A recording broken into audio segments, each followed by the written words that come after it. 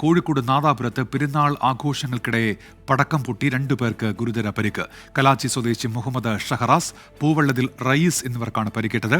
കാറിൽ യാത്ര ചെയ്യുന്നതിനിടെ ഉഗ്രശേഷിയുള്ള പടക്കം പൊട്ടിച്ച് റോഡിലേക്ക് എറിയുകയായിരുന്നു.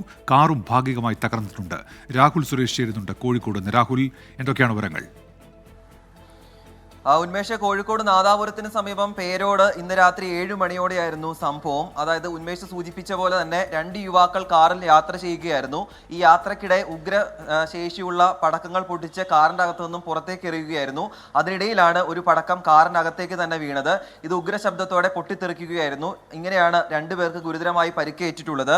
കല്ലാച്ചി സ്വദേശികളായ മുഹമ്മദ് ഷഹറാസ്, റയീസ് എന്നിവർക്കാണ് പരിക്കേറ്റത്. ഇതിൽ ഷഹറാസിന്റെ വലത് കൈക്ക് ഗുരുതരമായി പരിക്കേറ്റിട്ടുണ്ട്. അതോടൊപ്പം തന്നെ കാറിന്റെ മുൻഭാഗത്തെയും പിൻഭാഗത്തെയും ചില്ലുകൾ തകർന്ന നിലയിലാണ്. എന്താണെങ്കിലും 2 യുവാക്കളെ ഇപ്പോൾ ആശുപത്രിയിലേക്ക് മാറ്റിയിട്ടുണ്ട്. കല്ലാച്ചി പോലീസാണ് സംഭവവുമായി ബന്ധപ്പെട്ട് അന്വേഷണം നടത്തുന്നത്. ഈ വാഹനത്തിന്റെ അകത്തുൾപ്പെടെ രക്തം കട്ട പിടിച്ച് കിടക്കുന്ന ഒരു സാഹചര്യം കൂടി ഉണ്ടെന്നാണ് പോലീസ് ഈ ഘട്ടത്തിൽ പറയുന്നത്. ഉന്മേഷ്, ശരി. രാഹുൽ സുരേഷാണ് വിവരങ്ങൾ നൽകിയത്.